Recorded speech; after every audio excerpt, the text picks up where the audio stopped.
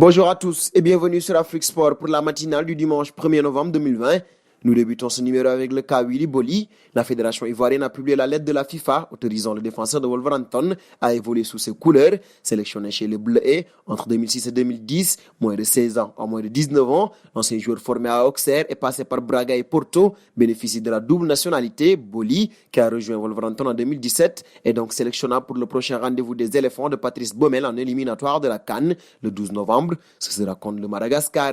Nous passons à Hakim Ziyech désormais. Quelques matchs ont suffi aux Marocains pour s'adapter à sa nouvelle équipe. Après des débuts timides, l'international marocain flambe désormais, égale déjà un record du club. Buteur en Ligue des Champions contre Krasnodar mercredi dernier, Ziyech remet ça face à Burnley en Premier League, des prestations XXL qui lui permettent d'entrer dans l'histoire des Blues. Selon Opta, le Lion de l'Atlas est le premier joueur de Chelsea à marquer lors de ses deux premières titularisations depuis Diego Costa. C'était en août 2014. Nous resterons d'ailleurs chez les Africains de Chelsea ici. Outre Ziyech, c'est Edouard Mendy qui impressionne semaine après semaine par ses belles prestations à peine arrivé. Le portier international sénégalais établit déjà un record. Transféré de Rennes à Chelsea cet été, Edouard Mendy a fait 6 apparitions depuis son seul but encaissé lors de son premier match contre Tottenham. Le gardien de 28 ans a enchaîné 5 matchs consécutifs sans prendre de but. Le dernier en date est celui face à Burnley, ce qui est d'ailleurs un record du jamais vu chez les Blues. L'ancien record est détenu par Peter Cech qui a aligné 3 clean sheets de rang en août 2004. Le légendaire portier des Blues est effacé de tablette. Série en cours, Edouard Mendy reste sur 457 minutes en gardant sa cage inviolée. Le Lion rugit très fort avec le club londonien. Et nous filons en France désormais avec la LFP.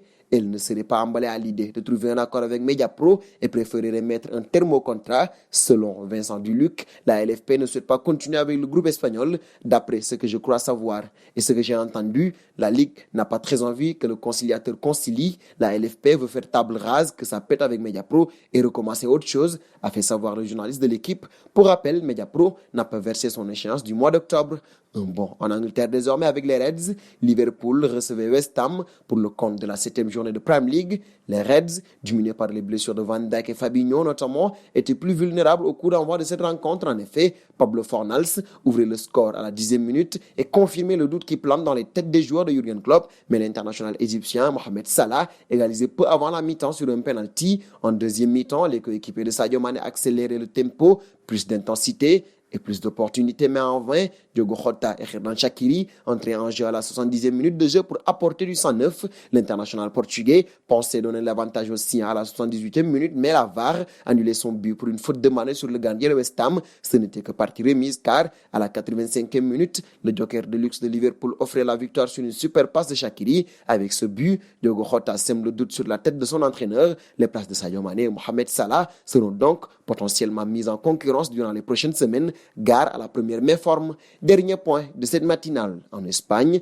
titulaire pour la première fois de la saison et auteur de l'ouverture du score contre Huesca en Liga, l'ailier du Real de Madrid, Eden Hazard, a été encensé par son entraîneur Zinedine Zidane. Ravi de voir le Belge enfin quitter l'infirmerie. On avait besoin de lui dès le début, dès la première période, parce qu'après son but, le match a été différent. Il n'a ressenti aucune gêne avec sa cheville. On est content à savourer le technicien français devant les médias. Encore à court de forme, le Diable Rouge appréciera ce message fort de la part de son entraîneur.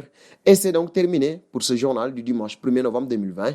Chers amis internautes qui nous suivez d'un peu partout, la famille Afrique Sport s'élargit de jour en jour. Pour nous aider donc à faire grandir notre chaîne encore un peu plus, n'hésitez pas à vous abonner sur Afrique Sport. C'est pour ne rien manquer du football continental et international sur Afrique Sport.